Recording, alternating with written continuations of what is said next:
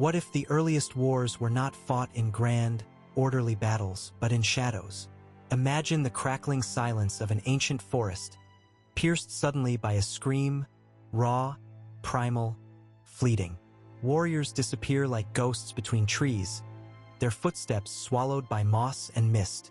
Far beyond, the endless steppe shimmers under the sun, where horsemen dance with death itself, their bows singing silent hymns of flight and fury. The Celts and Parthians. Two worlds apart, yet bound by a secret war, one waged in whispers, in sudden strikes, in vanishing shadows.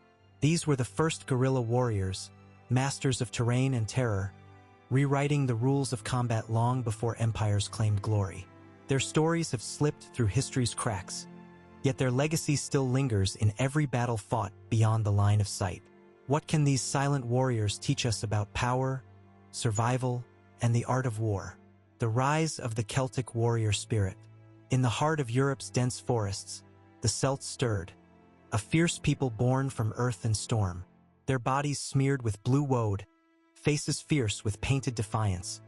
They moved like wildfires through tangled woods, not conquerors, but guardians of a fierce freedom, their every step a pulse of rebellion. A chieftain's voice cuts through the morning fog, a primal call to arms echoing among ancient oaks. His warriors do not march in lines, but scatter like the wind, striking with savage surprise. Their weapons, axes, swords, and spears, are extensions of an unbreakable spirit, honed by the unforgiving wilderness they called home.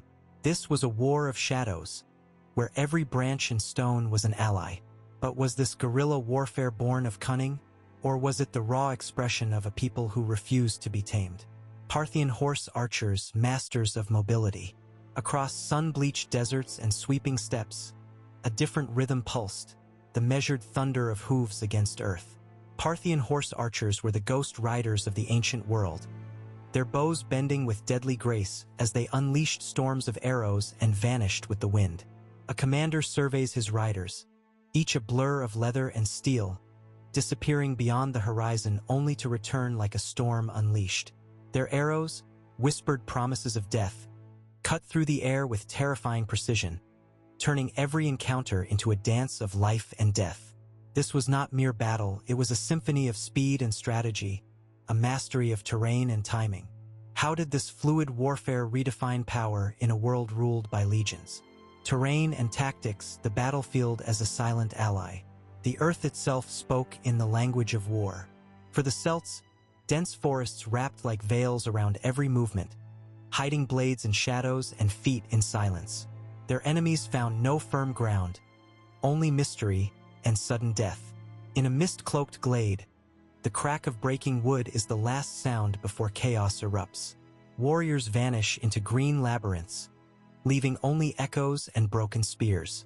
Meanwhile, the Parthians owned the open plains, where wind and dust masked their relentless pursuits. The steppes stretched endless, a vast stage for swift strikes and tireless retreats. Could the land itself be the greatest weapon?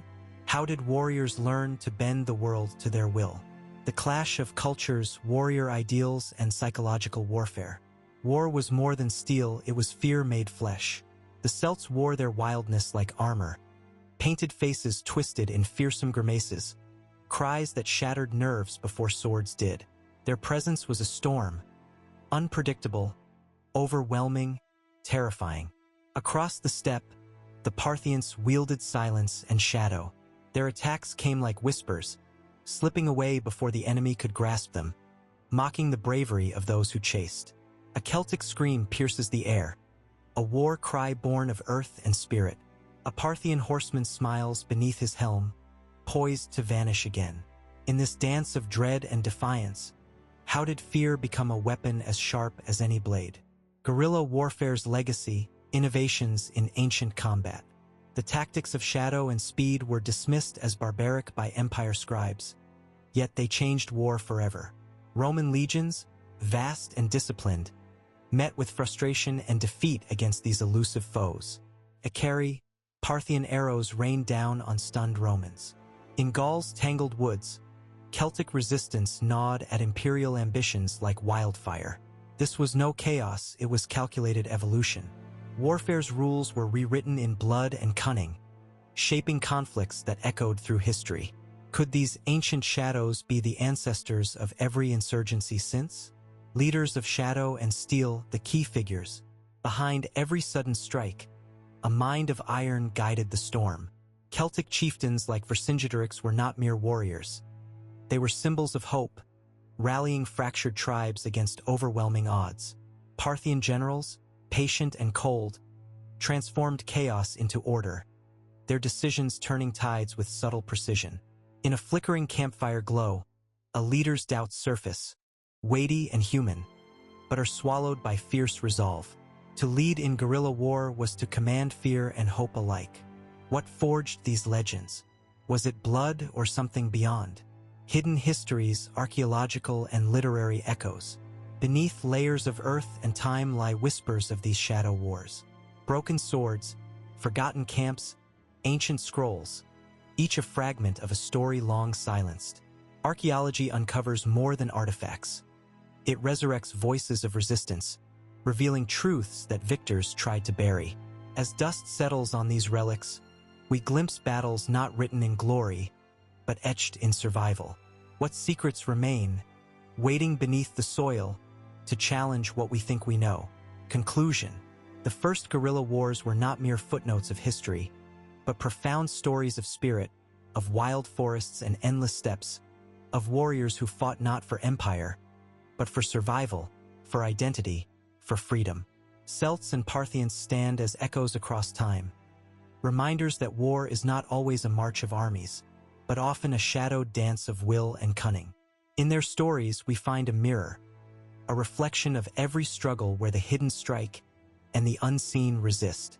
What shadows of history still shape our world, and what whispers have yet to be heard?